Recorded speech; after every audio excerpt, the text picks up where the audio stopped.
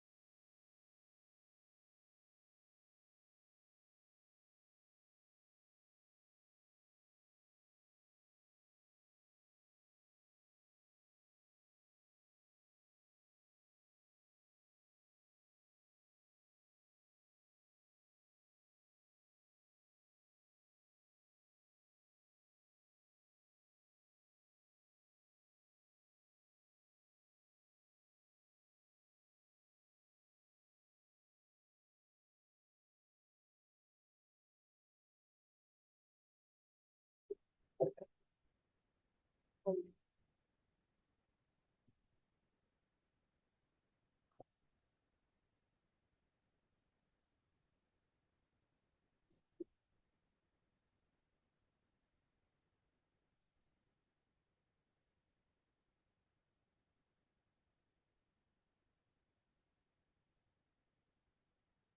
right, good evening, everyone. Welcome to the City Council work session. For the City of Bel Air Beach, it is now 6 p.m. and I'm calling this meeting to order. Please rise and join me in the Pledge of Allegiance. Pledge allegiance to the flag of the United States of America and to the republic for which it stands, one nation, under God, indivisible, with liberty and justice for all.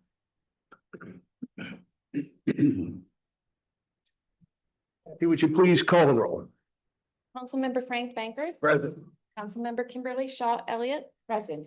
Councilmember Todd Harper. Councilmember Jody Shirley. Councilmember Anders Wellings. Present. Vice Mayor Lloyd Roberts. Here. Mayor Dave Gaddis. Here. City Manager Kathy Fiedler. Here. City Attorney Nancy Meyer. Here. Thank you, Kathy. All right, let's just jump right into our first order of business, which is review and presentation of the Gator Pump proposed design in comparison to the B25-02 MWI design. Welcome to Gemini Engineering. Thank you for being here tonight. Thank you, Mayor. Keep with General Engineer. And then let me. So tonight, from our last meeting, our intent was to provide a more of an apples to apples comparison between the Gator pump system and the system that we had designed, bid, and got permitted. But I'd like to break this up into several pieces because I think there's some competing issues to deal with. Besides the cost comparison, which is just a black and white comparison of the cost, we need to also consider the technical and operational aspects of the systems, and because that will dictate the system. Even if the cost might be cheaper in certain circumstances, it may not provide the city what the kind of performance that was our target when we started the analysis.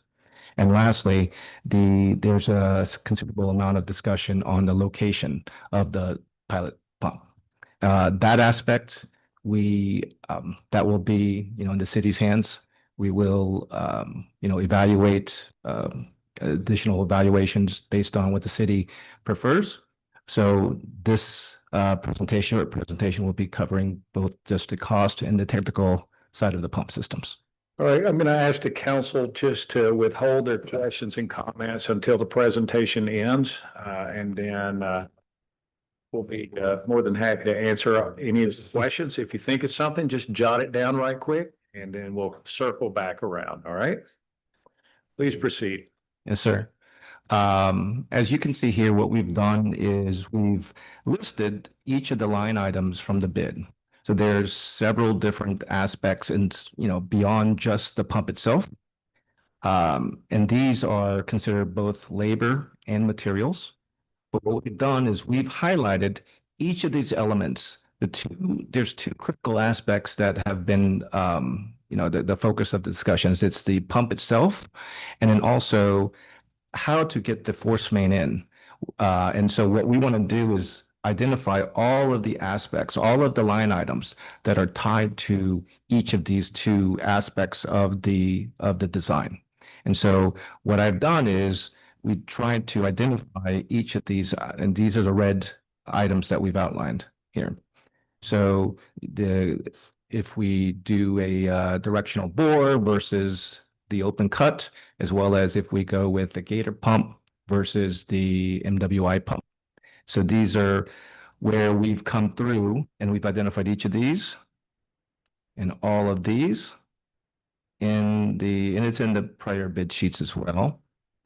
Sorry, but I sorry to interrupt, but I can't read that, unfortunately. You can have a printout or We can print it out now. Okay. Do you have it on? I have the presentation on here. Sorry about that. Can you zoom in, just, if you, can you blow it up? You should be able to, there you go. Yeah, that's There we all. go. that worked. Is that working? Let's do that. Uh, Let's do that. Let me go back then.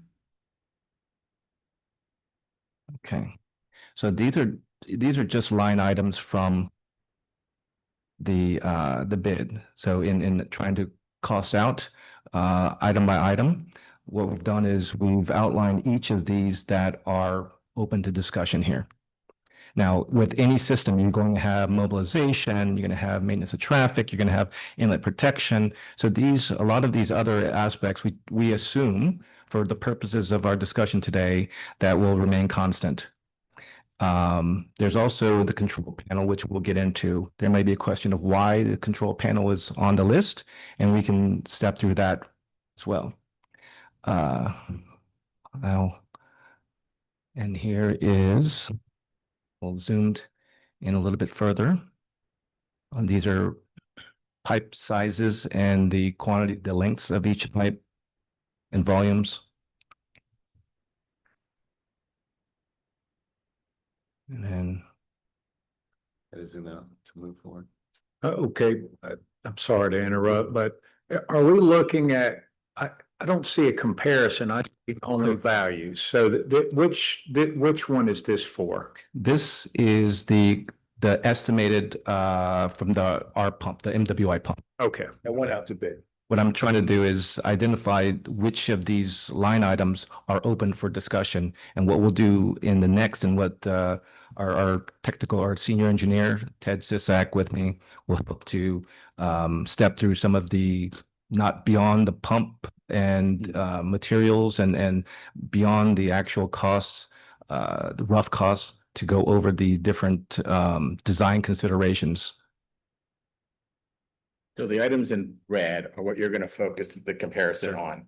The other items, you're just saying they're common to both, ignore them. And it's a very simplified way, but from a contractor might cost each of these differently, but Right. for us, for discussion purposes, that's what we're doing. Okay.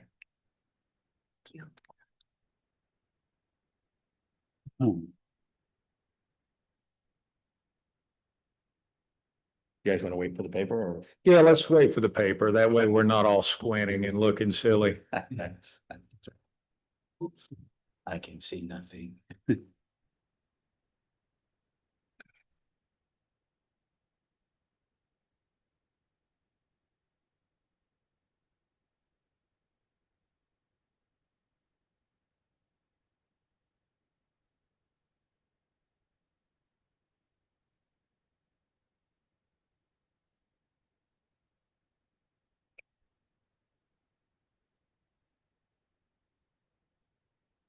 We have honors go.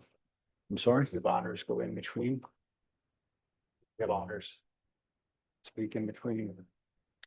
He said do it in comments. I'm sorry. It's present honors presentation. Yeah, we could certainly do that while we're waiting. If you want to give your presentation right quick, that's okay with Wanna you? do that? Sure. We'll probably be able to see this one. Let's see. All right. Yeah, you got a couple printouts, but there is a video involved. So Kyle, you said you would help, so Okay. I just go to that one, right? Then I go to, I'm gonna put the presentation there. And But it's not sharing. we stop sharing. Share screen. That's this one. I think it's open twice. Okay. You guys see that okay? Yes. Yep. Okay, so I guess what I wanted to do was just kind of maybe reground us on, what we're trying to solve, and just make sure we have a common understanding, not trying to sell anything, but just try and make sure we're all baselined on a common understanding. So I highlighted, what are the primary sources of street flooding? So I said high tides, precipitation, and groundwater. Those are the three things that contribute primarily to the water in our storm sewers. And then if it gets too much, it builds over and floods into our streets. So you can kind of see where they are. And for some people that like, we're trying to maybe struggle with how does groundwater get into our pipes?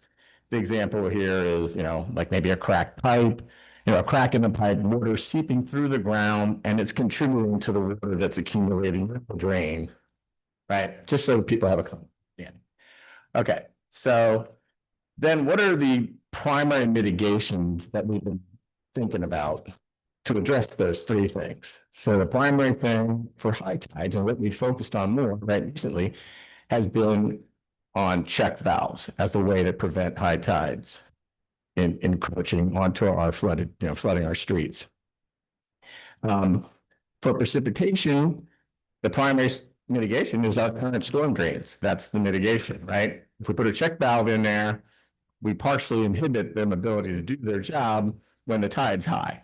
So potentially, and that's something we're going to be considering over time, that a pump may be what's needed to deal with when you have a high tide, the check valves closing off our storm sewer system, our stormwater system, and we can't get rid of the water from the streets. And I have a picture of an example of on 12th Street of what that looks like. And then the last one is a mitigation for groundwater ingress has really been just to repair the pipes, put those liners in there that basically cover up those cracks. We don't fill out the whole pipe. We just put another liner inside, and now we're sealed again. And now we can ignore and not worry about groundwater anyway. But anyway, those are fixes that we're still working on and debating when we're going to cut them in and so on, and if we're going to cut them in. All right, so just to focus in on the first one, just so we have a common understanding of what do check valves do and how do they help mitigate, high tides. So this is the picture of a check valve, and that's the kind we've installed. It comes from a company called Waypro, Swedish company, a little bit of my background. I have a little video just to kind of visualize. They have an animation that they sell, and I thought it was pretty appropriate just to visualize how the water rising on the street and stuff looks like with and without a check valve. So let's go ahead and play that. See if that's working. And I can there's audio with it, but I thought we'd ignore that. So you got a picture of a city, right? And you've got tidal water. There's the drain pipe, just like we have all over our streets. And as the tide rides, you'll see it here. It'll do a cutaway. And you'll see that's tide level rising. And without a check valve, it's going to go out into the street. Starting to fill up. That's the current problem. That's the problem we had 2 months ago, right? So now you put the check valve, and this is what Kyle's been doing. He's been going out and putting those check valves out in those ports now, in those drain pipes. Most of the streets, this is what he's done. He's put it right at the outlet on the seawall. On 7th Street, he brought it in. It's kind of there's a little ramp. There's a boat ramp right there. So he just brought that inlet into one of the manholes because we were struggling with trying to get it to seal around that out drain. So he moved it. It's working great now. But here you can kind of visualize, I'll just run through it real quick. So that's water draining out from the street. So that's showing that even with the check valve there, water can flow through the check valve. And one of the premier things about this Waypro valve is that it opens very easily. You don't need a whole lot of height to get it to open.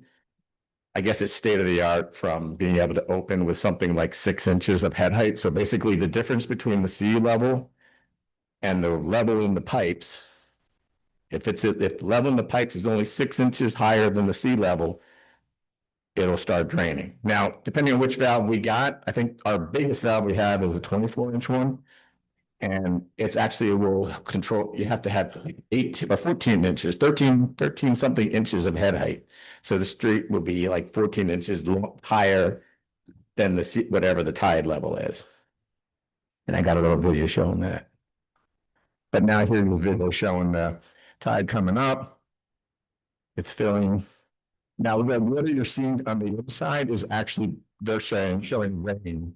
So street water raining, see the tide's higher than the valve, but it still can drain. So it's showing that the street level's higher, water level's higher on that side, so it'll drain out. And when the tide falls, everything in the storm sewer will drain out. So that's the basic function. Okay. Now, this is a little more depth, and I think I just want to harp here on just point out what the difference is, like where the head height of and I don't want to get too technical here, but what's the water level out on the intercoastal versus what's the water level in our storm drains. So you've kind of got on the left side here, that's the level of the intercoastal. And over here on this side, you got the level in our storm sewer system filling up with like a rain event. And what I've shown is I said, hey, I kind of bracket some general, this is just a general set of numbers. They're not, I haven't matched them with exact values. This is just for visualization purposes. So that little bracketed area right here, you see my cursor, is basically representing any flooding in that range is not going to go onto the street. It's going to stay below, it's going to stay in our drains and go out. When it gets up higher, that's where we're going to start seeing the water on the streets. And then here you'll follow on the side what the tide's doing. So here's a little demo. I might pause it somewhere along and just kind of visualize the delta. So there was rain. Tide's low and rain's flowing up and it's coming right out. Nothing's going to accumulate on the streets. The storm sewers are looking great. You kind of see the blue level down over there. You see the tide rising and the valve's doing a great job. Look how much water is preventing from coming into our streets. Now this is showing it building up on the other side, and you've got, that's rain. All on that side is coming from other sources like rain, sprinklers running on the streets, running off into the streets. And now, see, even this high, the tide level, you can see where the tide level is really high. If the street level gets really high, it will still drain. So there is some straining capacity. And, maybe there's a foot of water in the street right now. Even when the tide's high, it will drain. And we said the difference has to be, depending on which valve we pick, but I think the one we've got says 13 inches. So if the tide's here, the street will be, and it rains, the street will be 13 inches higher than the tide. It doesn't depend on where the check valve is at all. It's all about the two water levels. What's the head pressure will release? It's by head height is what they describe. So it's inches of water is how they spec it. So it's 13 inches of water. So if there's 13 inches of difference, it'll release. And the closing pressure is like, I think it was like 6 inches. So it'll never totally drain. It'll never get any closer. The frontal view of that valve. You have the frontal view of the valve that you can see how it closes and opens. Not a direct front view, but you can kind of see it. See right there? You kind of see there's water on the inside and But I'm just saying, it doesn't show you how it's actually, the mechanism actually is closing. it's really just the springiness that's built into the rim of the rubber. So it's all about the rubber material and the stiffness of it, which I think is, I guess, the magic of the design. So, and they're used all over. So, but this is the big claim to fame. Plus their claim to fame, I think, is the ability to not get debris stuck in. As you can see in that video, there's debris on the drain path. And yeah, it might get stuck one time, but then the next time it's going to flush right out. Yeah, it usually doesn't get stuck down where the water comes out. It'll get stuck in the top corner because the valve is mounted to the shell or the. Oh, okay. About. That's what, yeah, he's been cleaning them, so he's experienced, he knows. Bottom enough. That's a bladder valve and not a flapper valve. I don't know if you want to call it a bladder, but maybe. I mean, it's just it's an interesting, I think it's just a different form of a check valve. I mean, of a regular flap valve or something, you know? And this is what we have. This is what we have. Yep. And it's working great right now. But let me just, I mean, I'll just show you this last thing at the end where, so now I'm draining, I'll try and catch it right here so you can kind of visualize. Like right about there. So you can see what the water level is in the pipe. It's higher than the water level on the tide. So that's the point I'm illustrating. That difference is whatever the spec is. And they say that's 14 inches or 13 point It's all something. about which side has the most pressure. Right. I mean, if the tide side has it, the valve is shut and no water's going anywhere. So the opening side, though, it needs 13 inches of tide of water pressure on the street, from the street side. And I guess the illustration, the point is, I'll get to the example here. So here's an example of flooding on 7th Street. Okay. I did some tide calculations over the last few months, and this happens 10 to 20 days per month on 7th Street, this or worse. Now, maybe it doesn't look terrible there, but honestly, but they're cars driving through there, they're splashing water. It's easily on the higher tide days. I'm sorry, this is pre-check valve. So Matt, this is pre-check valve. With the check valve, this is 0. We've had none of this. Any sunny day ones, any days that it's just a sunny day out, all the tidal flooding is gone. It's fantastic. But this is what we were dealing with beforehand. And it would cover the street on some of those 20 days, totally cover the crown of the street, maybe even go up all the way over to 8th Street.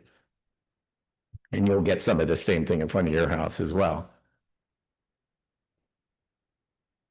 But this is what I wanted to just say hi again, like we made great progress in this area. So I think addressing the high tide issue for sunny days, which has been the majority of the problem, we've made great progress, and I really wanted to commend us on that. So we're down to 0 days. I mean, there's going to be a day or two here and there where, you know, we're going to get some debris stuck in it, and it might bypass the check valve a little bit, but should be quickly raced, come out, and be good. Easy are they, since it's a quarter bladder, how easy is it to clean that out? But if you had a flapper valve, you'll get debris regardless, okay? Fairly easy. We use a paint scraper and Okay. get underneath and just scrape around where the valve meets the metal. And it doesn't, Do you find that it gets stuck there frequently, or? The barnacles slowly creep their way underneath. Right, so yeah, barnacle cleanup is that we're gonna have to do. Yeah, so that's gonna be part of our routine maintenance to have to, and how Yeah. thick's the rubber, like, does it? It's You don't about wanna- probably an inch. Okay. an inch, it's pretty darn thick. Yeah. And so just moving on now real quick. So the next thing was precipitation. So I talked about high tide. What does a heavy precipitation with a check valve in place look like? And here's a shot from 12th Street. So that's what that street looks like when the check valve was working. I think this was about a 1 inch per hour rain event, something like that we looked at. I think Kyle, you might remember. Anyway, I want Do to, you remember the one we got after I got that valve in? Okay, yeah, we have to go back. but anyway, so this is 12th Street. There's pretty decent flooding there. I mean, this is where the pump will help. This is what the pump would address. And we have to decide constantly, I guess my question in the end is what we need to get better, clear understanding is like, how frequently does this occur? What's the peak levels and the duration, and decide how badly do we need to do that? You know, how many people are affected? How much is it going to cost? You know, all those trade-offs that we're wrestling with in our head right now. So, all right, that's it.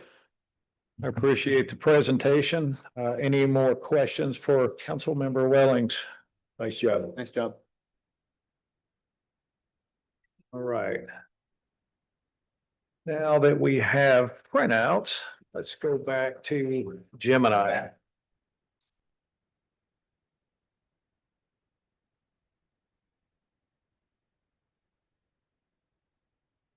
Share, no.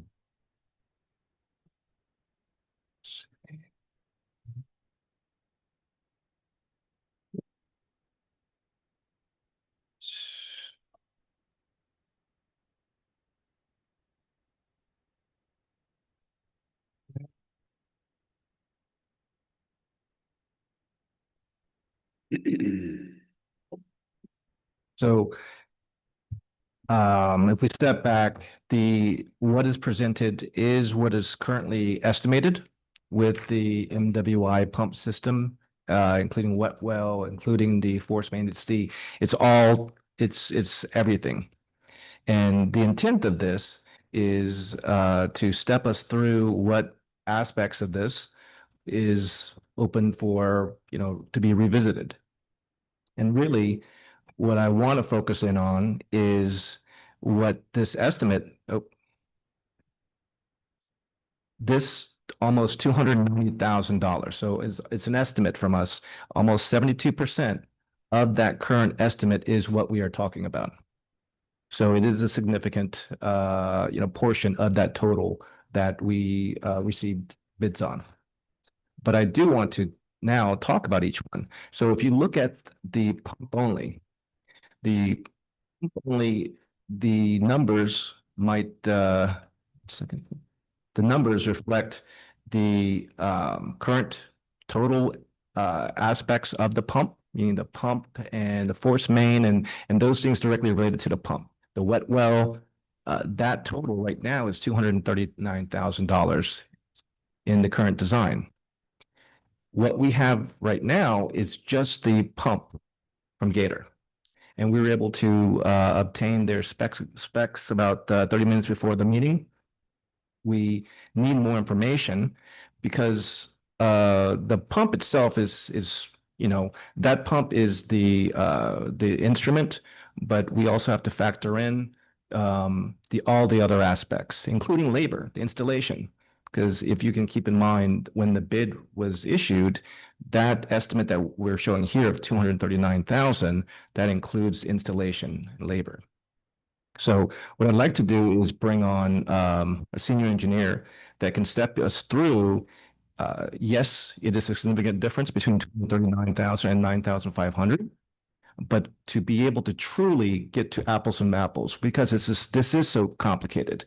When we first looked at this, we wanted to simplify this. But because there's so many variables here, even in the pump design, when we're talking about the total dynamic head, it becomes a little unwieldy. So if we could step through with the pump comparison.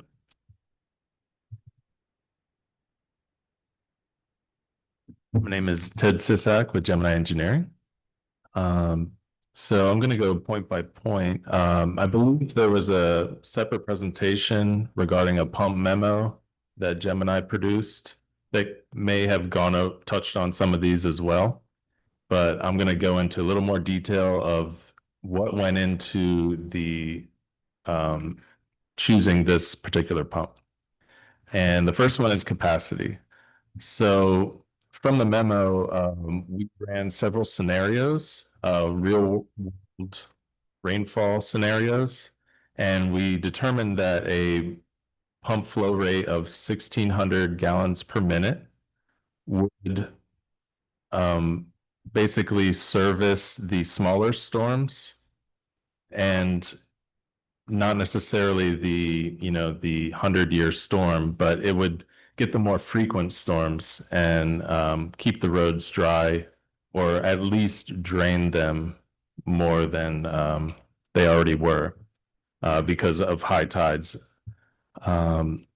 So with the Gator pump, we originally got an estimate for, I think it was 560 gallons per minute. So right there, we're only about a third of that required flow rate. So the number that Key mentioned, the 9,500, that would be at least tripled. And that's just for the pump itself, not including the installation. So there are other aspects of the pump installation, how the pump is housed, that could factor into the pump cost as well.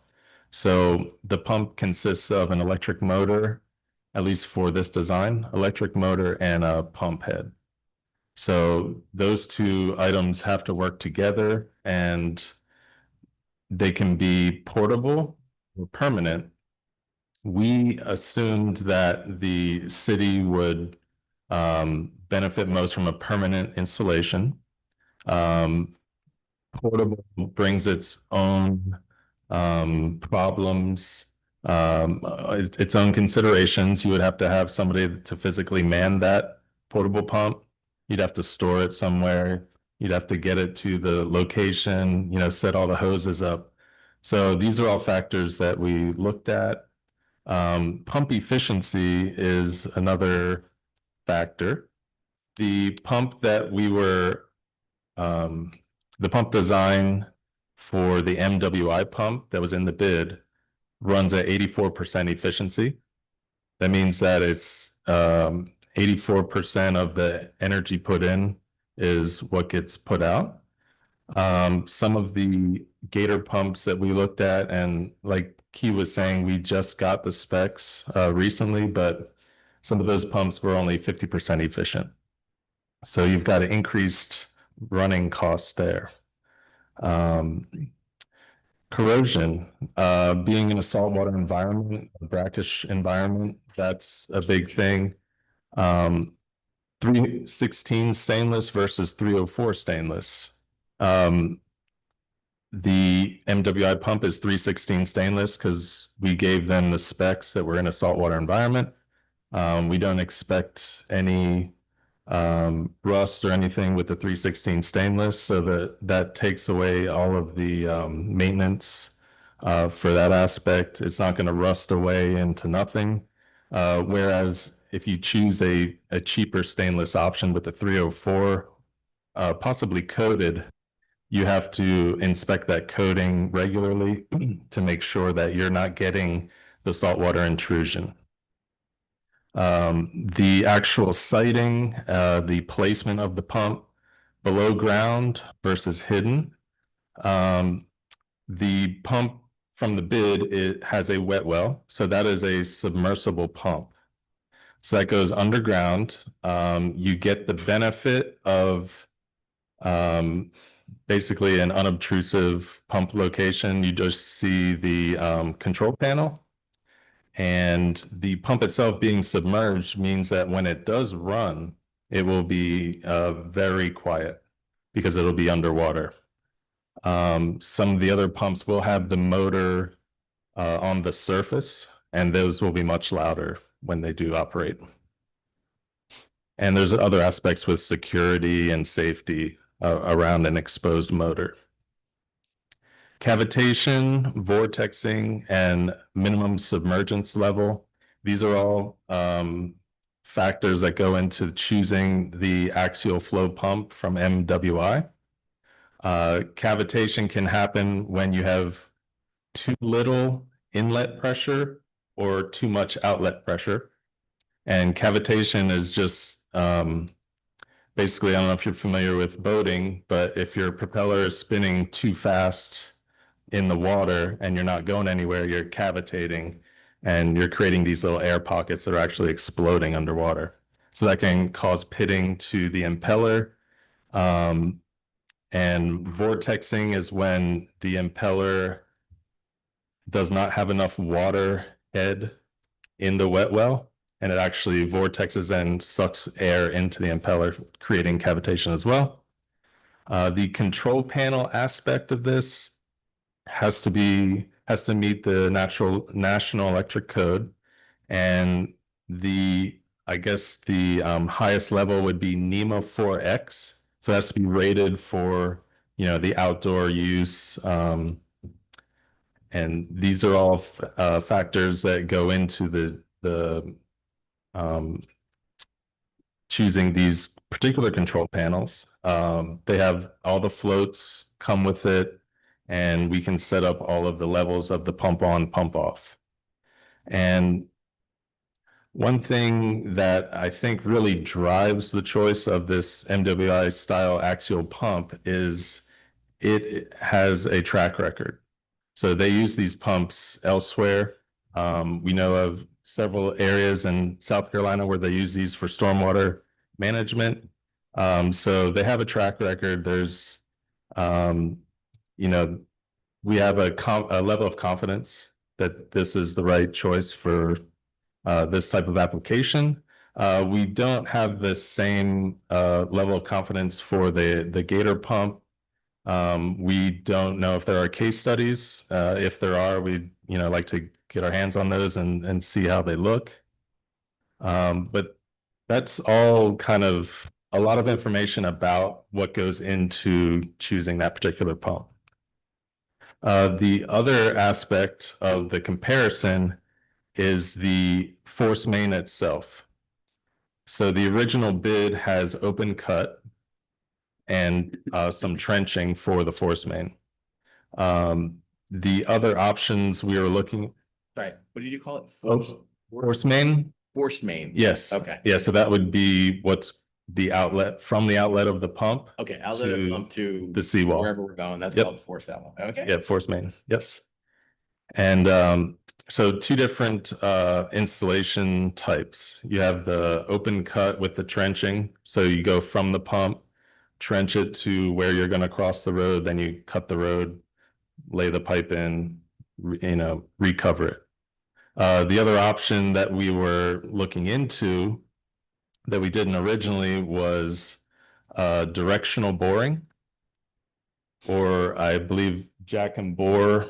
It might also be called jack and bore, depending on if it's angled or not. But we were given an estimate by council member Bankert, and he estimated roughly 25,000 to do the jack and bore force main installation.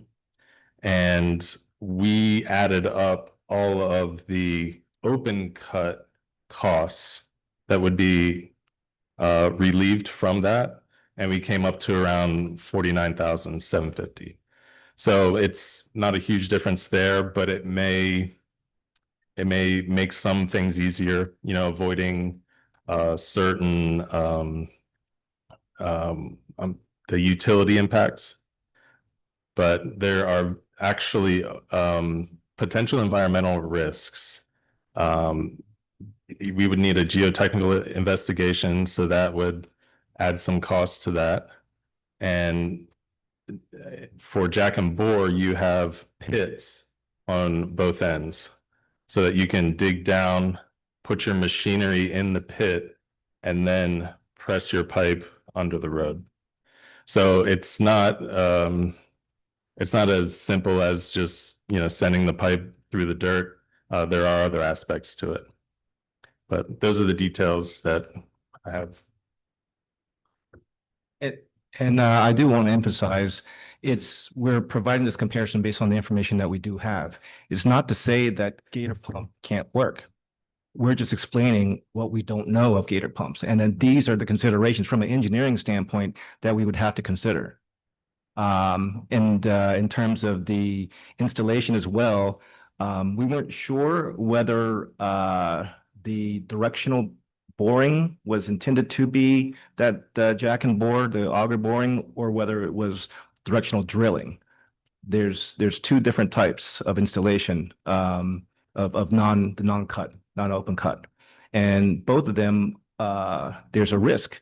When you go underground, you have to know, and usually it's a straight line, and you go perpendicular to the other utilities, because you don't want to go and there's the conflicts and so you have to have a lot more study. You need space if you're going to be doing any kind of directional drilling, because there's a big machine that you put on one end. And so you need, I think we estimated 10-foot by 25-foot pit on one side. So think of a large hole that you will have to be dewatered, that you put the machinery in. So can it be done? Yes.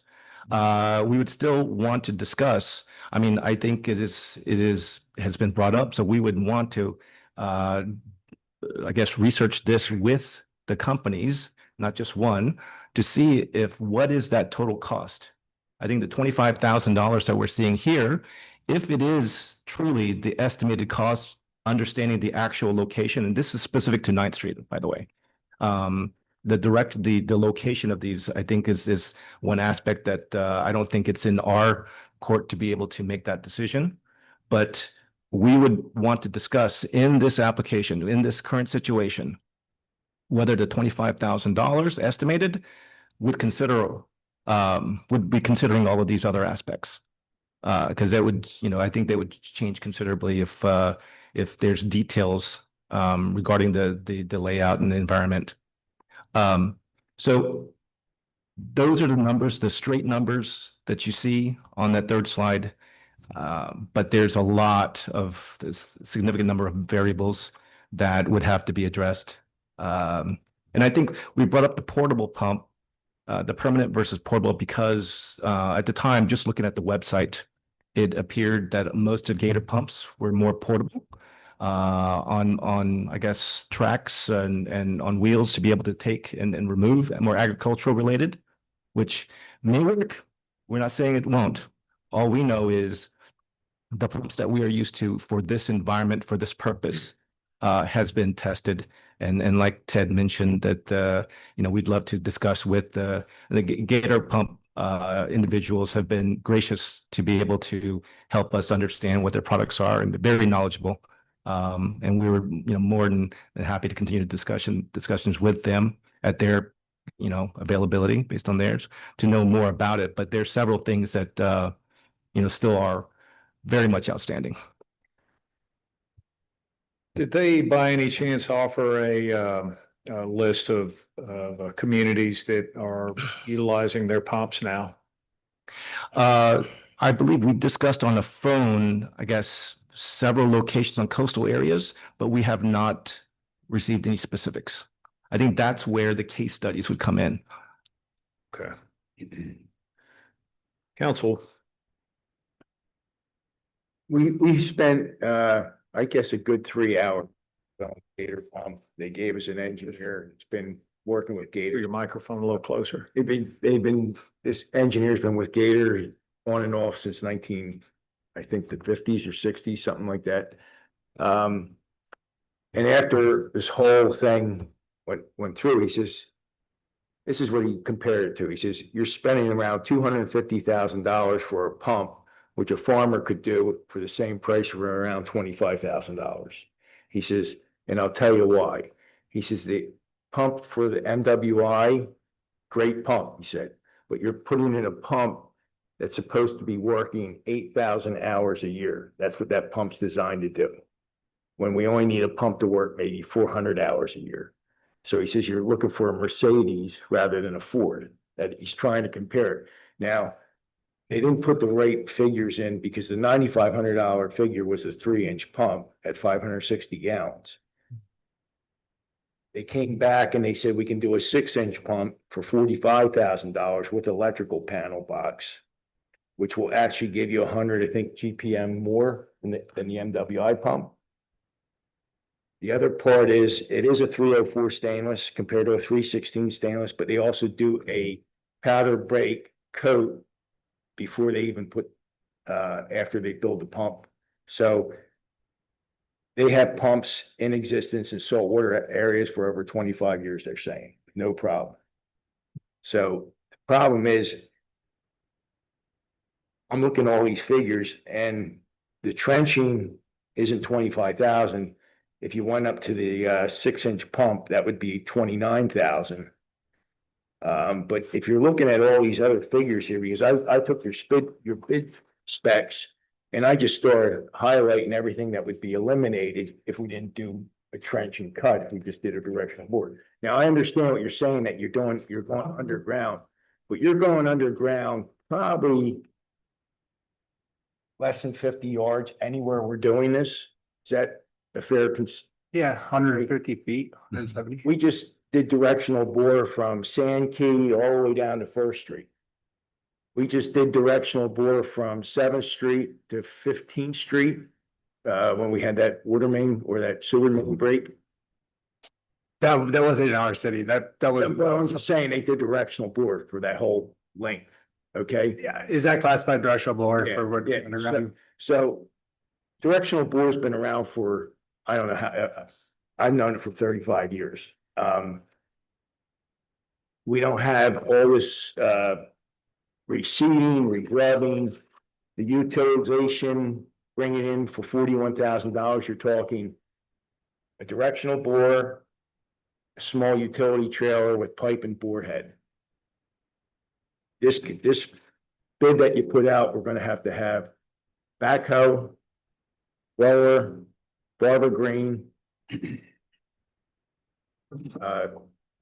probably a compaction unit, vibrating roller, blacktop, modify,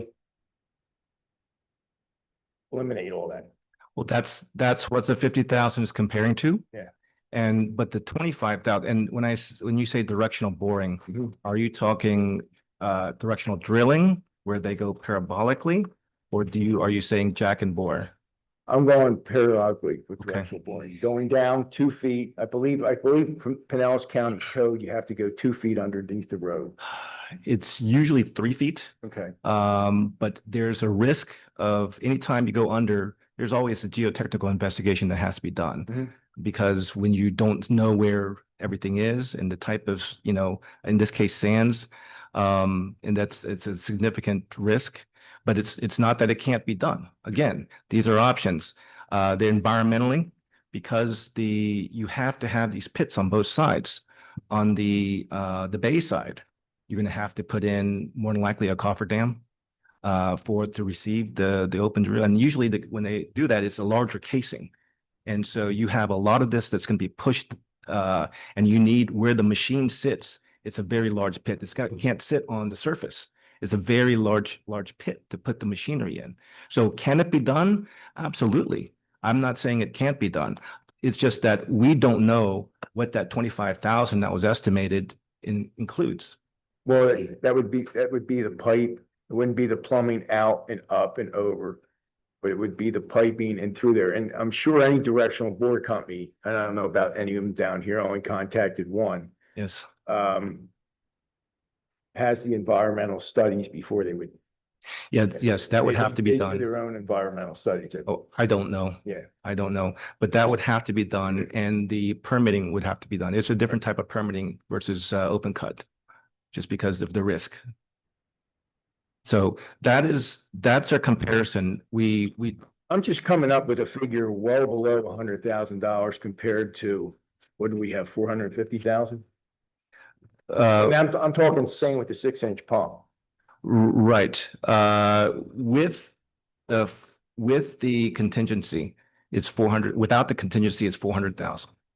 And what we said was that when you factor in these line items that are tied to the pump and are tied to the installation of the force main, that comprises 72% of that $400,000. And to be able to accurately compare to what was accurately bid, we know all in what the number is for what our system is currently today, the MWI and the open cut. We know what that is. We know pieces of the alternative methodology. Again, not that it shouldn't be done, but there's so many other aspects. Even we haven't even talked to the Gator pumps about the total head that's needed, dynamic head. We're just talking about the pressure, like Ted was talking about. When you look at pumps, we as engineers provide the information necessary for the pumps, and it's very complicated for the pump specialist to tell us what pumps will work in our environment. We give them the conditions, and they have to factor in the RPM, the power. He did all that. He was doing all that. Well, we provided that memorandum, but that was previous to what these are. And then, I think could these work? I don't know. Possibly, maybe, yes. We know that the MWI does, because it is just a tested, and then I don't know if, this is the Cadillac. I think what you need is in this environment, I would feel more comfortable with that higher end stainless steel. I would not want to design to below that and have, after a year or 2 years of heavy, use, I would not want to come back to city council and say, look, we should have gone with another higher end pump. All right. Let's give some others time to speak. Vice Mayor, what would you like to say? First of all, I'd like to say that I think Jim and I has done everything we've asked you guys to do, and I appreciate that. The third option that was kind of addressed a little bit by Anders when he was talking earlier with his presentation, is to not do any pumps. And that's a decision we have to make as a council. And I think you identified it on this particular sheet. So if we had to just estimate, Kyle, when this particular picture, obviously it shows 12th Street covered with water. And I've asked you this question a few times. Oftentimes in stormwater design, you guys will assume that the volume of water in the street is considered storage. It's not really flooding a house in this particular picture. Right. It is getting on the driveway. A little bit of the driveway, and also keep in mind that as long as the check valves are working the way they're supposed to, this water is all fresh water from the rain event, okay? You've also addressed, which I thought was great, the peak flooding levels, because there's going to be an opportunity when the level, and it's going to vary by street, and it's going to vary the elevation of the outfall pipes that are in the intercoastal. When it's going to open up. It wouldn't depend on where the elevation of the outfall, but does depend on where the elevation of the street is. Because like I said before, It's head inches. water levels, the two water levels, nothing to do with where you put the check valve, higher, lower, whatever. Obviously, out of the water is not going to do anything, but in the water, it's all about two head heights. That's correct, but Nothing, the the outlet of the pipe doesn't matter. I don't want to spend too much, but keep going. Yeah. Well, the head, if the outfall of the pipe is 30 feet down below, that's a heck of a lot more pressure that's got to move it. Doesn't work. We'll argue about that later. So just estimating, Kyle, in this picture, how deep do you think that water is? I was gonna vary by street, if it comes up to, What street is that? that's 12th Street, so it's right up to the driveway edge. Getting, cresting the road, maybe 12 inches. There, yeah. Yeah, so it's, and of course, our roads are Okay. ground in the middle. Yep. So again, I think that's a decision we need to make. Do we consider that a huge deal? Coupled with the fact, as you also identified with the bullet point, the duration of the flooding. So how long is that going to be in this state? Right. Do we want to spend X amount of dollars for a scenario where it may be, and you guys have lived this and seen it. So again, assuming the check valves are doing their job, which that's the assumption I'm going to make, and we have a rain event, it could rain for 30 days consecutively. At some point, the intercoastal elevation is going to go down and all the water is going to leave. Yeah. That type of deal. So how long will that water actually stay there? And is it in our best interest to spend the money of our taxpayers' dollars to do something that may not be lasting a long time? That's my only point. All right. Yeah.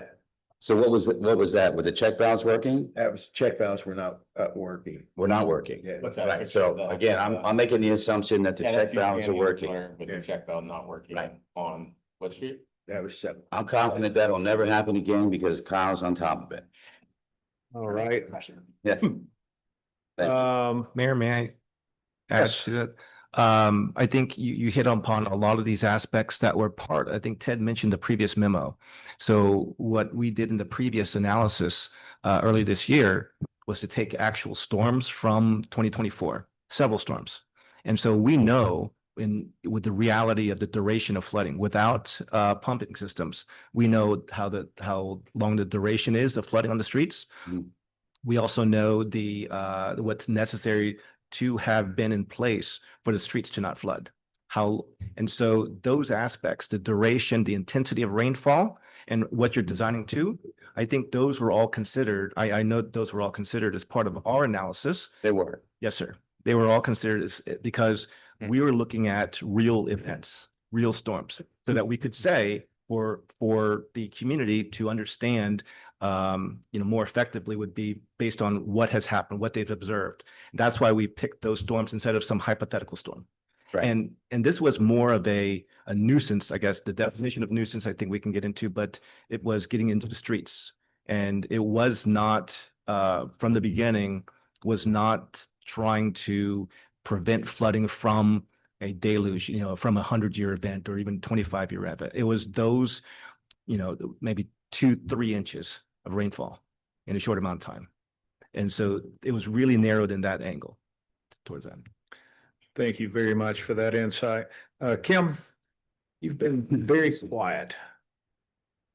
I'm a little bit frustrated and a little bit befuddled. We've been talking about this for over 2 years. Your predecessors initiated the discussion here. So we've been presented a very thorough analysis, an expert engineering report that presents a premium system that they have a high confidence will work. We have members here that feel that the city can't afford it and are not likely to vote in favor of it. We have an alternative system that we've gotten, as far as I can tell, nothing formal about and have no idea what it really will do and how it specs out, but presents some interest and some promise. And then we have a statement for, well, maybe we just do nothing. So that's a wide range of options for 2.5 years of work. We are 1 year away from the end of the next flooding season. So almost no time to do anything about it. So we're in a really bad place here, I think. I don't understand the process.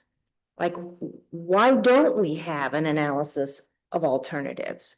Why don't we have data for you to do a full analysis and comparison? So what failed here and what do we need to do to fix it? So as far as the Gator information, we met with them twice over the last couple weeks.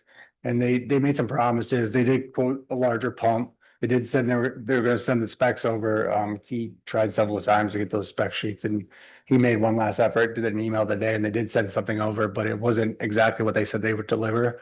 And right now we're sensing that maybe they feel like they spent too much time on this. So they're not providing as much information. They kind of said that up front, that they were gonna spend, they're happy to spend an amount of time, but if they felt like it was dragging too much, that they would only spend so much. And then as far as something we talked about in the past, if you would like Gemini to make comparisons and study these pumps with all the specs and plug it into the models, they need that information and they need a little more time to do that. They're not getting it from Gator. Do they have competitors? There's all sorts of pump competitors. I mean, we could So go. have we reached out to anyone else? How many different pump? Like 2 or 3. I mean, we don't want to go to, those that we don't know or have not heard of. Right. So Flight and MWI are pretty well known. And it sounds like Gator will be more than happy to sell us their pumps, but they don't want to work hard for it because they're going to sell pumps anyway. That's what I'm hearing. Yeah. So we haven't really gotten a viable alternative. But we haven't sought other competitors. So I don't know how to, I don't know how to Well, the vote on this. problem is that this particular topic, I have not been able to get any consensus from this group. Every time we meet, it's steered a different direction. It's never, this is what we're going to do and let's move forward. It's always the what ifs that are stalling the project. The what ifs are certainly they need to be considered. But during our initial analysis, we just said, give us you're the professionals, give us your solution. And that's what we've received. We don't have the Gator factor figured in. And as much as I do appreciate the check valves are repaired now, I still think that I am open to a pump system. I would love to spend 1/5 of the cost to do a prototype. I don't know what it's going to cost to do the analysis to even determine if it's viable or not. But even if they come back and say, nah, you don't want to do that, it's not going to work out. Well, then we can at least say why, and we're all presented with the best option for the city. So I hope that answers some of your questions.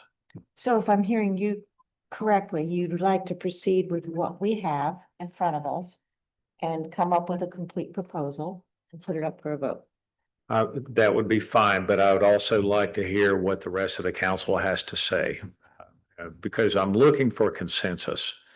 I want this group to agree. It's not going to be 100%. I know that's not going to be the case, but I need a majority vote whenever we put it up for a vote. And it's dumb not to, or to put it up for a vote whenever we can't even get this far out of the gate. Understood. Mr. Harper. Where to start? I agree in a lot of circumstances that you've got 2.5 years worth of analysis, worth of back and forth, and all the elements that go with that. There's a huge number of unknowns here, just a huge number. And then when I hear the company is hesitant in responding and hesitant to do this, and I look at all of these questions that still need to be answered, it's like, well, if they can't work with you to sell it, how are they going to work with you to service it? That's my first red flag. My other red flags really get into the idea of, if you go with the solution, then you're suddenly going to have to add in an entire budgetary element for maintenance and support of that on top of what I think is above and beyond what the submergible solution would be, since you're dealing with cavitation and vortexing and submergence and all of these things that go with it. I am all for the idea of saving money for the city, but at the same time, I'm all for getting a solution in place and getting it done and having a very valid reference of what works and what doesn't work. So if NWI works, great, and that gives us time to look at alternate solutions down the road, great. But this needs to be done and needs to be done sooner than later, because my understanding when we were talking about this back in the earlier part of the year, that it was still a 6-month lead time to order the pump. So we're now in November, so we're now talking June, July of next year. And the season. And it only gets worse. So I see us pursuing this model to save money. I agree with that, but the idea of delaying this another 6 to 12 months is not something I'm interested in doing. Thank you very much. Anders, you've been doing a lot of research and you've had a lot to say. I'd like to hear what you've got to say tonight. I guess I can hear that. You guys can hear me. Yeah. I agree with the discussion. Maybe some of your Kim, like, I feel like the what's the name? NWI pump system was a design, and we have competitive bidded it, right? We've got 4 bids in the table, and we're looking at maybe the 2 lowest as a viable option.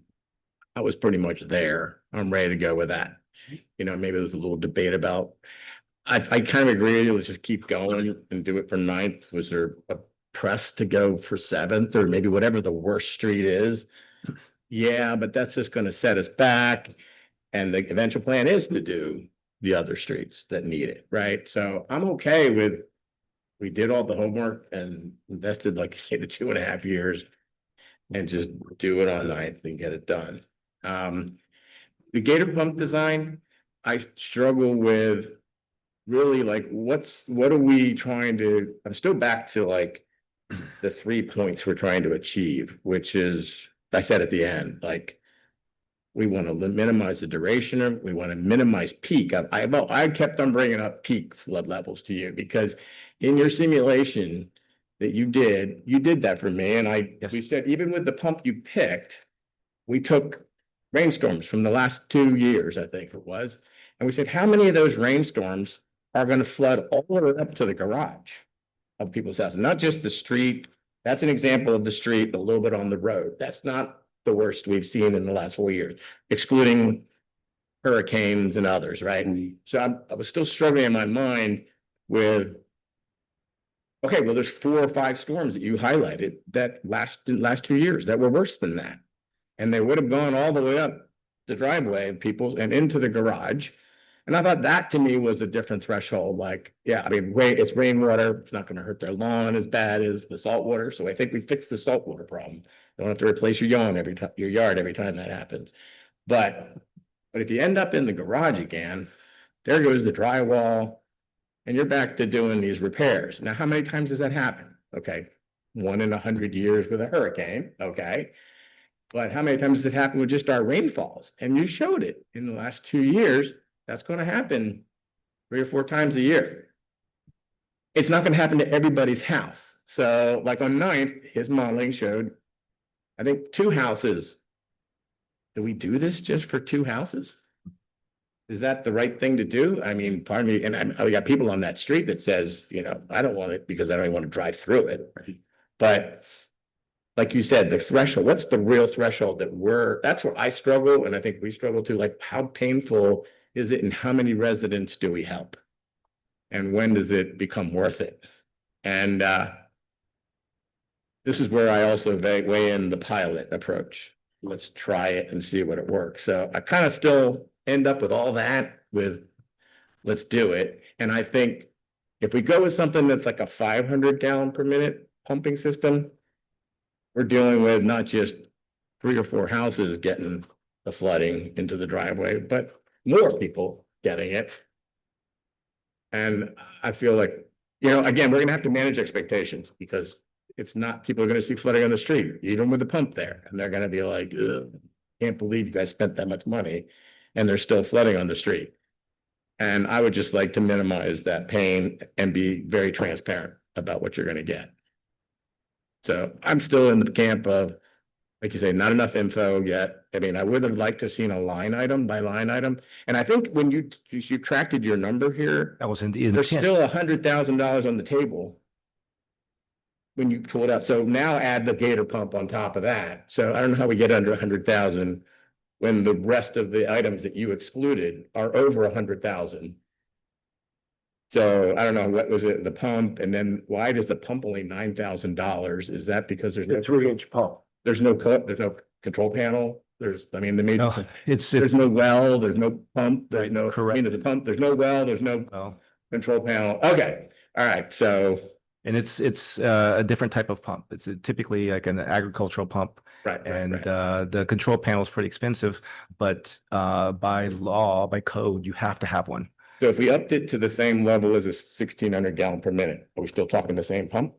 I mean, same kind of design, I think, or do we need to get back into control panels now? We need wells now. yes, they all go together. And so we would, again, the Gator pump, the representatives, very knowledgeable. Right. And, you know, that might be, and if I may, you know, with the contractors who bid, I don't know if that's an option for them to reach out or us to have discussions with the contractors who bid to have them modify to see if there are savings and to look at other pumps.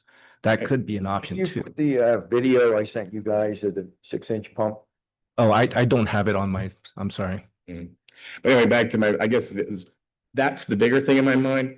500 gallon per minute versus 16. 16 kind of controlled the flooding level to what I felt like was worth some money and would relieve people's pain a little bit. This one, I feel like it's going to create much pain, and we're maybe going to, I don't know where it's going to end up, somewhere between 100 and 200,000. And I feel like there's going to be a lot of disappointing in the end, unless we go all the way up to the So that's 16. why I said with the 6-inch pump, which gives you 100 gallons more per minute. Okay, so we could get up to 150 or 1,600 or something, 1,500, something like that. 17 and a quarter. That would be $45,000 with the Okay, electrical. and do we panel. got to go to wells? We got to Well, build you- wells now. We got to put control panels. That depends on how big the circumference is where you can sit the pump in. Here's the pump. Here's a 6-inch pump. So a 6-inch pump, I'm not relating. 6-inch pump equals how many gallons? It's the 1,600 gallon. We would do 1,700 a gallon Okay. per minute, Okay, so that would be in the same ballpark then. Okay, right? Yeah. yeah. So, But that's not that but price. that's not what's modeled. That's not what's estimated here. So then that would be, and do we want to spend more time building out those numbers? Is that something we can get in a week or two, or Well, no? we can You have to redesign for a Gator pump, right? Like you don't look at it, have. but there's a Okay, lot so of, there's effort on your part to put, there's not like a basic plug and play into the current quoting system and just use these numbers to kind of get us in the ballpark. Basically, if you did a lift box, how much is your lift box? I think you have something in there for like $10,000. which one?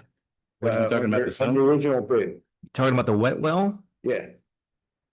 The, Pump structure wet well was 19,000. $19,000, okay? Yeah, And you put your pump in there for 45,000. Hmm. All right? The directional bore, I mean, realize that the original pump was 130,000. Right. So we're talking a difference of $90,000 is Right, making, right. making this right. concept. That's 300. Right. Like, I mean, everything else is pretty much there. I'm assuming if we go to the big pump, we're talking control panels. So we're debating $90,000 in my mind Between the two systems. between the two systems. But I'm just throwing big numbers out there. I mean, I just did that in my head. So maybe someone must have. Well, I'm just saying, so if you did the lift box, directional bore, gator pump, you're talking $91,000. Total. Yeah. Now you have to. That split the labor. I'm not following how, and I don't want to debate it, Yeah, now, you have to. but do I'm not labor. following how we got there because. 45 for the pump and the electric box. Right. 19 for the lift box, Right. the lift station, whatever you Right. call it. And then 30 for, well, it wouldn't be 30, but it'd be under 30 for the directional board. But what about the other 100,000 we didn't include? That What's we the other didn't, 100,000? 100,000, that you see all these things that are not in red? That's all included. Yeah. That's all it costs that he's. You're not doing with, you're not doing clearing and grubbing. All right, so you're in agreement. You're doing the source main. But he's saying all the things that are not in red are still included. Yes, you- That's what I'm saying. I'm saying. I'm saying they're not. It's still there. You're saying that. All right, this meeting's getting a little out of hand. Anyway. Right? I understand where you're coming from, Frank, Yeah. and Wellings, I understand where you're coming from also. Okay. It sounds to me like you're in favor of moving forward. I'm in favor of moving forward in line with the low bid that we got. Okay, city manager, do you have any comments? Would you like to add anything to this? I mean, just from what I'm seeing, what Gemini designed, they're confident in. It's a good pump. It's been fully studied. And they're behind it. When we look at talking with Gator and trying to come up with a cheaper way to do this, it's kind of really shoddy how we're kind of throwing it together. And it may be a way to do a really cheap setup with their pumps, but I don't think it's interchangeable with these two projects. And maybe, in like 7th Street Park or an area, we could put a pump above ground and it could be a little bit louder. We could experiment with Gator pumps. But with the amount of engineering that they put into it, then to change just to Gator pumps, I don't think we're gonna get the value of all the work they've done. Yep, I hear you. Okay, so this is just listening to everybody and giving Frank credit for his research. Yeah, thanks, Brad. Thank you, Frank. Thank you, Frank. I'm leaning towards, if we're gonna do a pilot project, let's do a real pilot project and do two of them. One that compares to this project. So we do one project here, do the research, find out if it's even viable to do a Gator pump, if it'll actually work for us, find a second spot, and next year, let's throw one of those out there if it's viable.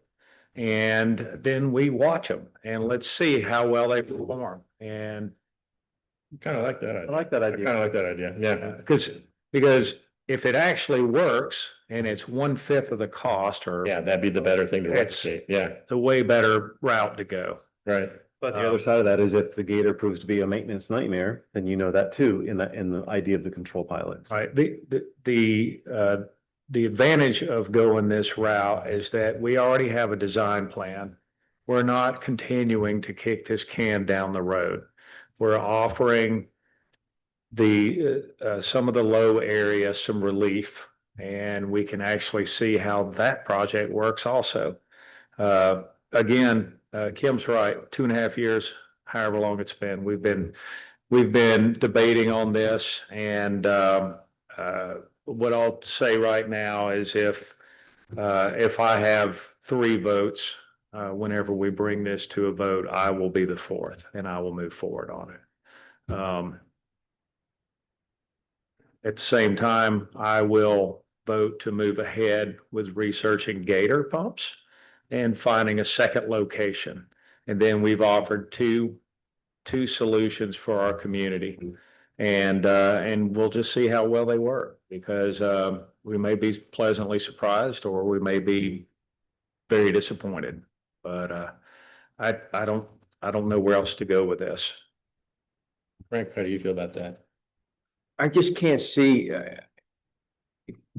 putting putting 40 years into this trade.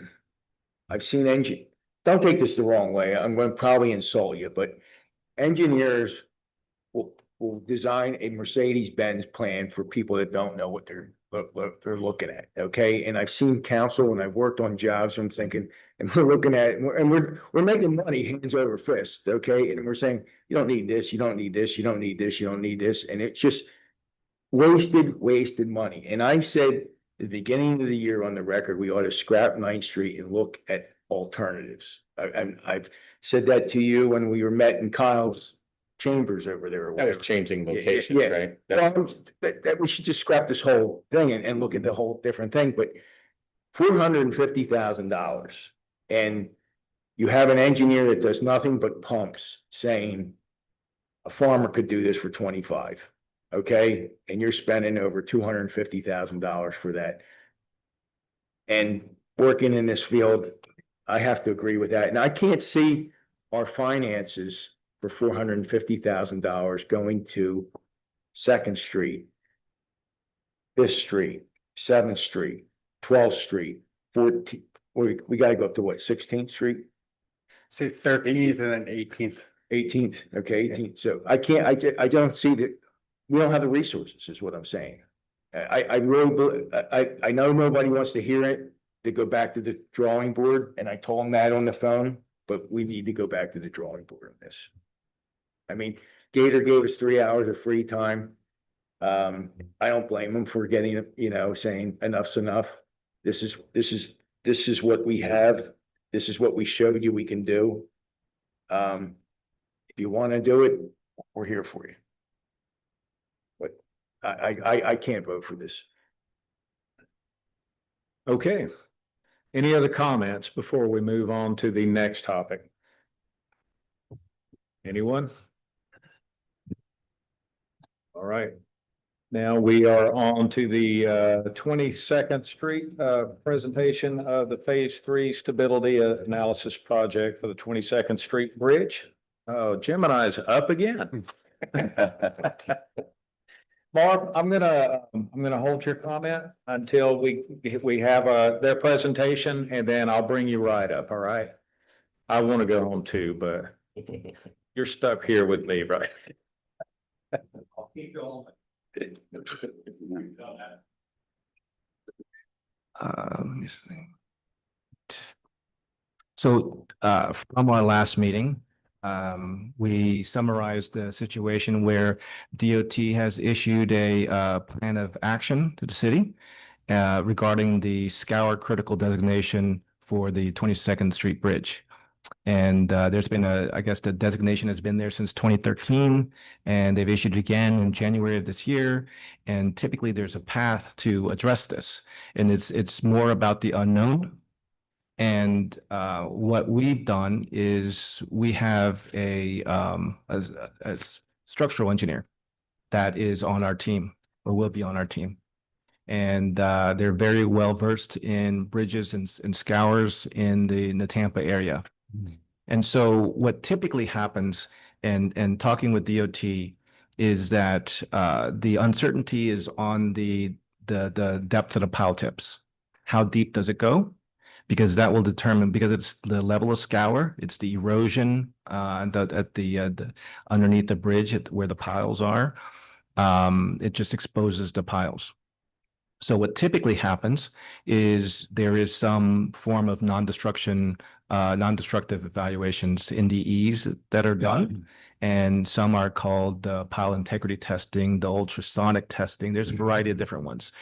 And so the intent was to develop an estimate that included these NDE tests, as well as bathymetric surveys, geotech surveys, and provide all of that information for the structural engineer to develop their Phase 3 stability analysis. Now, we have estimates for these. Some of these, the NDE costs they range from a simple $5,000 up to $70,000.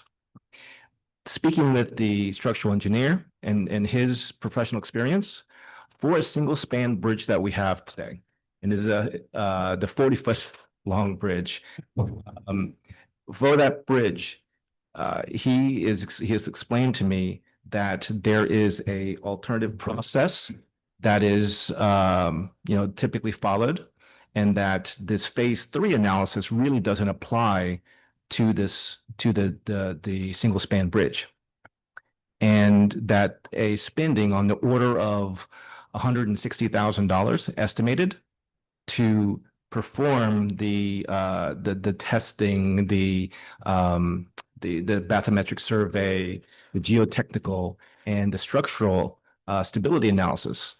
To spend that much money, you still, at the end, there will be uncertainty, and we might still be back here to look at options to design countermeasures. So his explanation to me was that he's with this because there's the unknown in the pile tip length, that there's a process called the Unknown Foundation Procedure Manual. So he can proceed with that. Instead of spending $160,000 approximately to get at a phase 3, because it's a single span and because of the uncertainties involved, we still may have to pay additional for the countermeasure design and so forth. So his recommendation is what I'm sharing here on the screen, is a bathymetric survey of the 100 feet on either direction of the bridge. That's necessary, regardless of what direction we go in. What he is proposing is to provide a structural and scour assessment. What that would include is reviewing the existing information, reviewing the bathymetry. There's existing scour calculations as well as hydraulic calculations through here. And reviewing these and providing a path forward where he would estimate the cost, provide costs, and just a path forward for the countermeasure implementation, designing and countermeasures, that's, adding in riprap on the bed, or doing a bridge redesign. So at the end of this assessment, the city council will have 2 paths forward, pros and cons. And based on his experience, part of that is to provide a more accurate, reliable estimate of the estimated remaining service life of the bridge. So for planning purposes. So if there are other reasons to replace the bridge, that can be considered in, with the just to implement the countermeasures. And so this estimate here and I think the last meeting I estimated something on the order of $100,000. This estimate here will go straight into an assessment which will provide the city a blueprint of going down either path. And we have some estimates of going down those paths as well. So in addition to the approximately $63,000 that you see here, if assuming, and his assumption is we'll want to go down the countermeasure path, the design, approximately $50,000. Implementation of getting a contractor and so forth on the order of $500,000 to $600,000. So that would be the going down the countermeasure path. And like, as I mentioned last time, based on the cost of bridges that he's seen, even the single span like this, he estimated that the full replacement of that bridge would be on the order of $4 to $5 million. How much? 45 million. 4 to 5 million. And so by going down this road, we are saving approximately $160,000, not performing the geotechnical, not performing the additional scour calculations using what's available. And at the end, there's a discussion with DOT to still remove the scour critical designation once the countermeasures are installed, if we go down that road. All right. Council, do you have any comments or questions? Sounds good to me. Sounds like it makes sense. Yeah, sounds like a reason. Makes sense? Makes sense, more reasonable option. Yep. All right. Does everyone know Marv Beam? No? Yeah. Past council member, and he's come tonight to offer some insight on the bridge. Just to give you an idea, a little bit of history. Back in 04 to 06, the bridge was assessed. And they went and did check the underside of the bridge, gun-nighted it. And that was about all that was done in 04. Going forward to end, what they did is degraded the bridge because of the amount of galling that was going on underneath the bridge.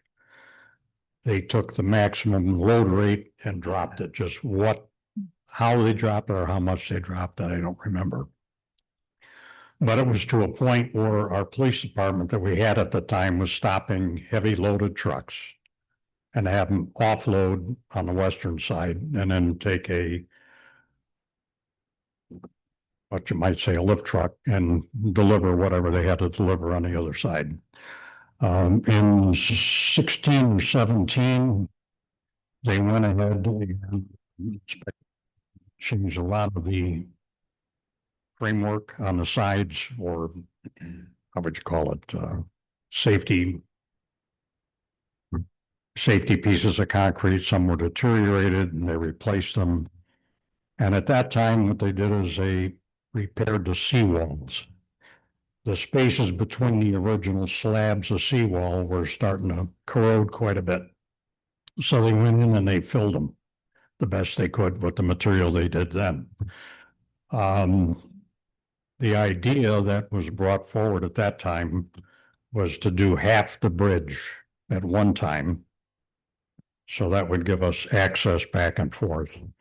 And then what they would do, what they wanted to do at that time was inspect the slabs of concrete that they used to put the seawall in to see how much erosion was taken away, all the sand or whatever, and see how large they are. Because a lot of the seabed holds those slabs of concrete in. Now, most of the caps were not done the way they are today. They're very, so the slabs, once the top slab cracks, the slabs of concrete can fall in. We've had a few of those in the city that's happened to.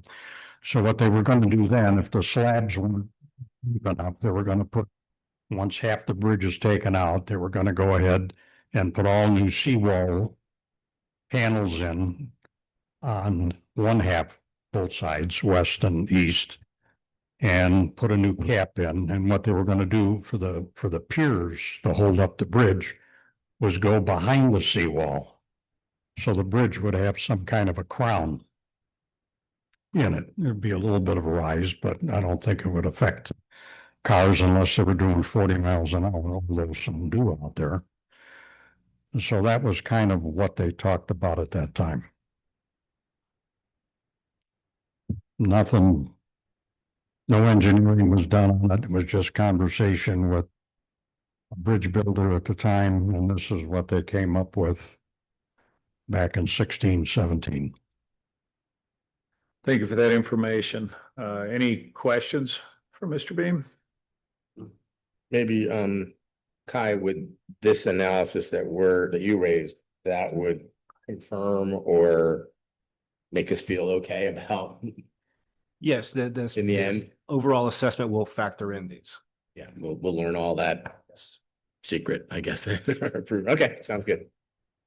Did they give you an idea typically how much more time lifespan the countermeasures could add? No, not specifically, but he did mention that a lot of these bridges, I think this is coming up on its end of life, but most bridges are well past their end of life.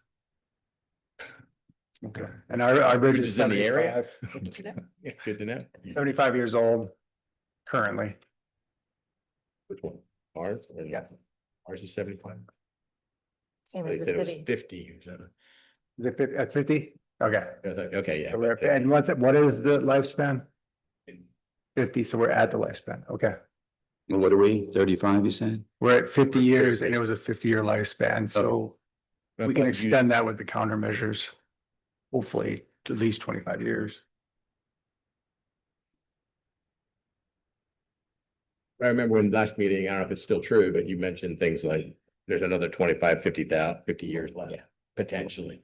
Historically with other bridges. Something like that, yeah. Is what I remember you said last time. So, yeah, but we'll get that confirmation a little bit from when they do this analysis. Correct. Okay. He will be providing that estimation of the additional extension of that service life. Yeah. Right. All right, any more discussion of 22nd Street Bridge? Any comments? Kyle? Plan to bring this to the December meeting on the agenda. All right, well, we'll move on to general business then. The Riedler. Attorney Myers is prepared to speak to this, just because I have it out, is a resolution that Attorney Trask has drafted. And I have somewhat of an understanding of it, but I prefer that she go over it, and he would be glad to elaborate more on it when he does come back. Absolutely. I took a quick look at the resolution and the statute and tried to jog my memory after I got here, since I didn't know this was a topic for you guys today. But the short answer is the Live Local Act allows for certain properties to be exempt from property taxes, and that's kind of explained in the beginning part of your whereas clauses in the resolution of what properties would qualify for that. There's also a provision in the statute that lets cities of a certain size that have enough numbers within the county for affordable housing to opt out of allowing that tax exemption. So what this does is allow you to opt out. So if you do have these developments that fit this criteria, which I think the conversation is that may not be something you have to deal with in the next year, but should you have those come in, you would, if you pass this, you would have opted out of them having a tax exemption, so you could still collect taxes on that property. That's kind of the big overview. I hope that gives you enough to kind of understand, and if there's a specific question, I can try to answer it, but you may have to wait for Mr. Trasker next time when I come back and I can review more before I get here. So that was just my quick review of the statute before we got to this point. Could you clarify the Yes. timing then? Is this something that we adopt now in case something comes along? You need to adopt it by January 1st for that full year. So let's say you adopt it in December. It'll be good for from January 1st, 2026 through the end of 2026. If it's still the law and you choose to do it again in 2027, you'll have to adopt it before January 1st, 2027 for it to be applicable that year. So you want to have it there. Should the development happen, you're already opted out. And we have procedural timing to do it for our next meeting, our December meeting, and get this. Okay, great. And Thank you. what's the ramifications for that? What's the negatives, I guess? If you don't, if you don't do it, then if you do have a development that qualifies, No, I'm saying, who passed this resolution? What's the the negative? negative would, I guess, for you, no, I can't think of one. The negative would be for whomever may want to build this development would have to pay property taxes. Because it doesn't allow, So it's not a negative for us, not for you. for any residents. I think the negative for, my personal opinion, the negative for you would be to not pass this. Okay, You're gonna that's, Yeah, you're gonna lose tax revenue if you don't pass because it. you had my head spin. Yeah, okay. Is that- A lot of. Something wouldn't permit such a Well, development. that's, I believe that was the conversation, that That's- probably is more of a belt and suspenders action than Yeah. necessary. Trying to figure out the likelihood of this actually happening. So the AMI that's calculated here is based on the area, and the area you're saying is Pinellas County. Yes. So therefore, we're having our averages dragged down by the AMI. They look at, it's mentioned in here. Yeah, there's a lot of county reference in there. I just want to make sure that I'm referencing this correctly. So, but the AMI calculated is on Pinellas County as a whole, Right, got it. not on Bellar Beach as a Yep, whole. the- So therefore. Yeah, right. And the very bottom, it shows you this, the numbers are based on the Schemberg Center for Housing Studies annual report, and they put you together. So all the different municipalities are put with the county in that, the analysis they do to make that determination. So it's a resolution only has to be read once and Yep. signed. Yes. You have time to do it in December. And I'm assuming that Attorney Trask did this because it's in our city's best interest to do Yes. this resolution. I didn't speak to him, but I would agree with that. Okay. Any questions or comments on that? I think we should put it on there. It will be on the agenda on the 3rd. Is that correct? First. I was gonna be here on the third. All right, well, do you have any other general business you'd like to discuss? Can I ask one question on the previous topic real quick? Sure. You said we have to pass this by January 1st and then it's renewable on an annualized basis. Yes. If it did not pass, does the municipality have the ability to activate a year later, or is it a once and done and you can never do it You again? can, my understanding, if you choose not to do it this year, I've not noticed anything in the statute that says if you choose not to do it this year, but you decide to do it in 2027, as long as you pass it before January 1st, 2027, you would be allowed to do so for that year. So I know the direction we're going, but other communities would be hit with that as if they didn't meet the deadline. I've not noticed anything in the statute that would preclude you from doing it later. if Got it. chose not Thank to do you. it now. All right, what else you got? Just want to mention that we've been collecting comments from the city. Those are great. From the proposal for the temporary fire station, we created the webpage and sent out an email blast to inspire people to take a look at it and give us their opinion. And we've been collecting them. I think we're somewhere between 10 and 15 currently responses. We just provided those for you to read on your own time. All right, I don't consider that to be enough. I would like for you to send out the constant contact again and see if you can get more. The majority is for the utilizing the building and bringing in more safety into Bel Air Beach. And I'm all for that. I want more responses. Is that a fair assumption? It's not a violation of the sunshine laws for council members to respond, because I did, right? No, Yeah. You're still a resident. Yeah, You don't that's what I'm live there, saying. right? Okay. I encourage all council members to. We might want to do like a door to door. I don't know if because we only have a limited amount of email addresses. I mean, we could do another blast, do one more, see what that turns around. Last time I pulled those email addresses, it was in the hundreds. What happened? We're at about 450. But we have some husband and wife, so it's not individual households. You Okay. need door to door help, I'll help you out. Okay, that's good. Yeah, Probably a couple reminder rounds, do you think? In the email? I mean, maybe we could try one more email, see what it pulls in and maybe the door to door, see Sure. the best way to think get there was everybody a- we can. Response window, was there a response window in the email request? Like, we're gonna vote on this in blah. Like, Are we having this No, on we the didn't. December agenda? we didn't kind of just for don't people think to so. realize the urgency of our response data we would like, right? What do you think?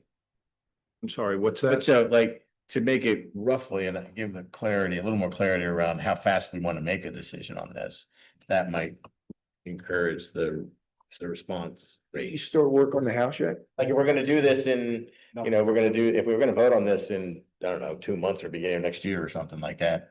Is it worth telling them that that's the proposed time we like to vote on this? And so if we want your feedback, When do there's your you, window to get it. Give them a deadline. when do you expect to start work on the house? Give them a deadline for That's- feedback. Give them a deadline so that, yeah, We they, haven't done anything till we figure this out. So, right, but I mean, if you leave it nebulous, it's gonna go on forever. They'll be like, I don't need to respond. I don't see any urgency in this. Would it make sense to have a contact and then have a summary readout at the next meeting and then have the next meeting as an opportunity to act on how that readout went?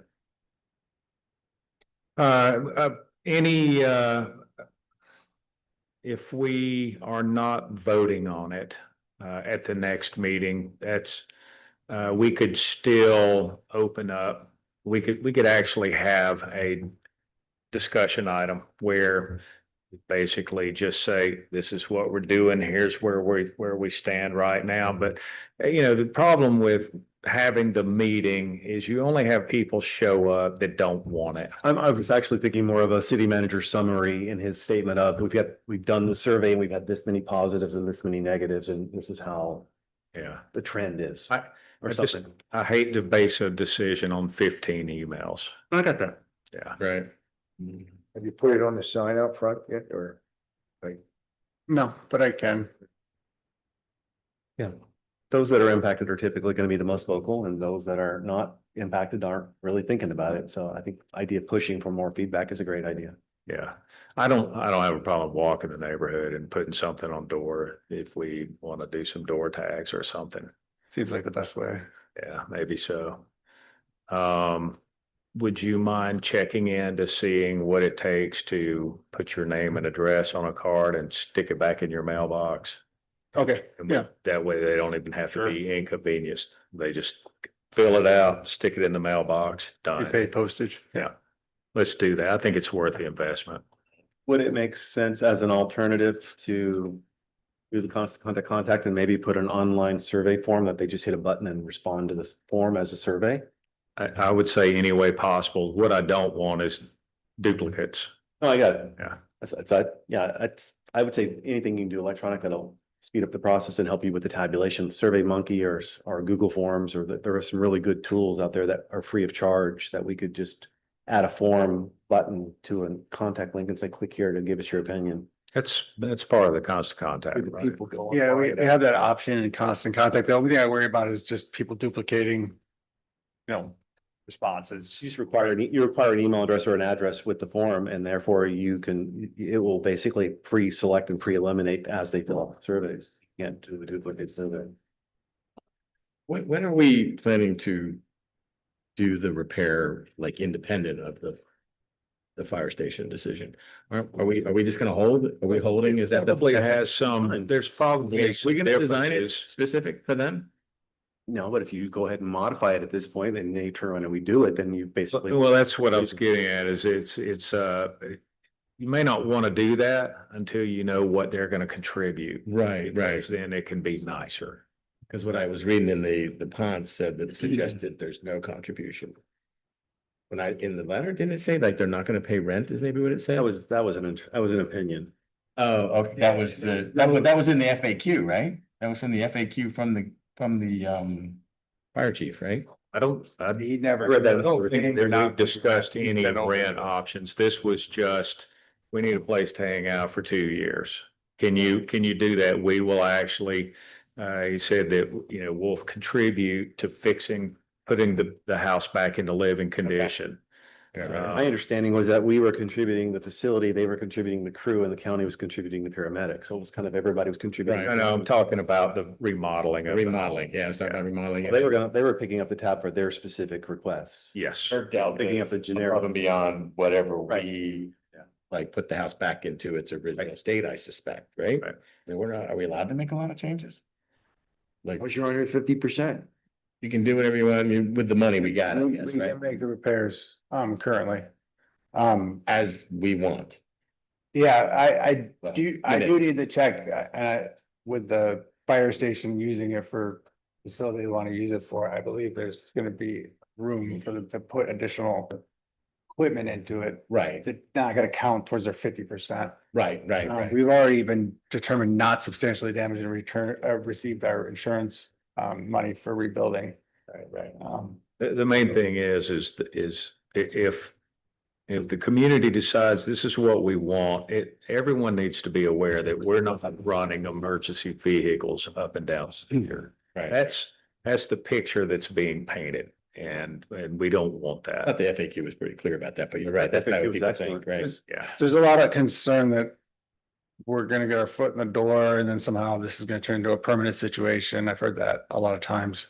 And then there's also people that would be okay with them somehow figuring out a way to operate out of this building, but they just are very against them operating out of Cedar. So it kind of is up in the air. Different What ways. would be the negative if 2 years from now, if you didn't have any problems, they stay here? And it helps our city. I just don't understand. Has it been established that we will get paramedics? Nothing is finalized. No, I can explain it. Basically, currently, we're not eligible for our own county provided paramedic. The only way you become eligible is if you have a permanent firehouse. This isn't permanent. And so would they even consider it permanent? I don't know. However, what I've said that I would do is I would get with the other mayors who are members of Pinellas Suncoast Fire and Rescue, in the district, and have them all come together, because by us having one here, everyone else in the district, they benefit from it. Because we're not having to take resources away from them if something happens here. But correct me if I'm wrong, didn't Chief Grimes say all his firemen are trained paramedics? They're paramedics, but they're not EMS. Right. Yeah. That's the difference. So, there's, you know, they can administer CPR and do limited, things, but whenever, in the case of a heart attack, something like that, you probably really do want the EMS paramedic. I want somebody. Yeah. Yes. I'll come by. We'll take your help. Be there. All right. Do we have anything else before the adjourns? Yes, Marv. Parking? Okay. If you're talking about that bridge, you're preaching to the choir. Well, there was a lot of things that weren't mentioned, I think you should look at. And the bridge, seawall is an issue. Because if the seabed has been washed away and the original slabs aren't long enough or go deep enough, the chances of that seawall going out is great. And the fact that the caps on them years ago didn't have any rebar in them. So if they go and you got a lot of water behind them, there you go. So my suggestion that I wanted to that I discussed with Kyle was to pitch it to the Citizens Advisory Committee to basically ban fishing on those two bridges. And the reason why is because that's what everybody's parking there for. And you can flat out tell them that, hey, if the sheriff comes by, you're getting a ticket. The problem is they know the sheriff's not coming by. And so they'll just stick a middle finger up in the air and they'll keep on fishing. Help me ground me on where the parking issue is. It's on 22nd Street and on, Shoulder. where's the other Are they in bridge? the grass or they're in the grass? Yeah. Well, it's not only parking on 22nd. I'll tell you what's been happening. And this started a number of years ago on Louisa. One house was built. And we had one woman that had diabetic issues. And the contractors parked on both sides of the street. And guess what? The ambulance could not get down the street. And we did a study, what the heck was it? 2018. When Leslie Notaro was mayor, they had the fire department. We parked cars on both sides of the street, I think on 25th, to see if they would allow at that time parking for the beach access before that, during that conversation, then they tried to run a fire truck through there and they couldn't. Right. So what's going to be happening on what has happened on Louisa is this. We've had a lot of contractors park on the end because one house was taken down because of the flood and it had a fire. Next one was under construction.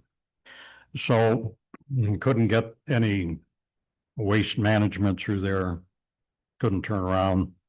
So they have to back up 22nd during that process, or not 22nd, from 22nd down Louisa. And probably after all that work was done, we had an issue where we had some landscapers come in with some large trucks and trees. And there was somebody parked in front of my house and there was two big trucks parked across the street. Well, the police couldn't get down the street. So let's face it. If there was an emergency and cars were parked on both sides of the street, you never get an emergency vehicle down any of the streets in Bel Air Beach. Now, with all the conversation I've had with Kyle, I didn't know, and I've been on council twice, and all the times we reviewed the codes, Kyle found that we have no parking in the cul-de-sacs. So we have a sign up on the end of Louisa, and hopefully that'll help for anybody parking in that area because anybody coming down there, just a regular car or landscaper with a trailer, they can't turn around. And if you have a contractor with a semi, forget it. That just not going to happen. Or a big truck for that matter. So what I'd like to see the council do is discuss putting signage up at the end of all the cul-de-sacs, wherever they are, and then eliminate parking on one side of the street, but alternate it, either weekly, monthly, bi-monthly, whatever you want to do. So if anybody's having a gathering, they have to call anyhow. They have parking in the streets if you're having a gathering, a party, or whatever the case may be. But if there was an emergency and you had a house full of people and somebody fell and got injured or had a heart attack or got too loaded, whatever you want to do, you'd never get an emergency vehicle down the street. So by eliminating parking on one side and then alternating that parking, so the neighbors don't get nailed all the time with cars parking on their side or the other side. This way we'd have a chance of getting an emergency vehicle down. And this happens at Christmas. All the parties throughout the city at Christmas. Any emergency at all, you'd never have a ambulance or fire truck come down there. Definitely something to consider, and I'm sure we'll be discussing it more. So, Well, I hope you do because, you know, I've got some older people on my block, including me. So, and then let's face it, when you have kids running around at the holidays and if they go between the cars and you got cars on both sides, you're never going to see the kid. Yep. That's just the way it is. And recently with the garage sale that went on, we had young ladies with kids and buggies. We had motorized scooters, motorized bicycles, and then traffic, 2 ways on 22nd, and going across the bridge. That was scary. yep. As I look out the back window and I can see 22nd Bridge. And that's one thing that you have to consider building that new bridge is make it wider. So that when people are walking to go to the beach, and there's a lot of them that do that. All right, Mr. Beam, I'm going to have to stop you because in the regular meeting, you get 3 minutes. So I'm going to stop you now and but thank you for speaking I and will be back. I appreciate your comments. We definitely will be discussing this probably in the next work session because the parking issue is a big problem for me right now. And I think it's really we need to sit down with our code enforcement and law enforcement and issue some directives to help remedy this issue. And with that, council, do you have any more comments or anything? One more thing. The police cannot give a person a ticket for parking on either side of the street. If there's a car parked on either side, we have no laws in the books that say you can't. Interesting. Well, Well, especially if you definitely get look into permission. that.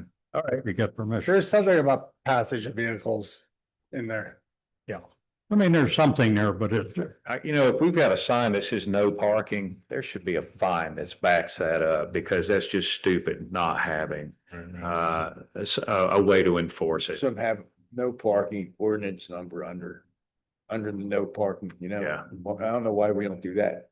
I don't know. We just need to, Have like $161 or whatever, you know what I'm saying? yeah, Right on the side. something that's enforceable. Cause I'm over it. I'm just right next to those signs, but anyway, all right.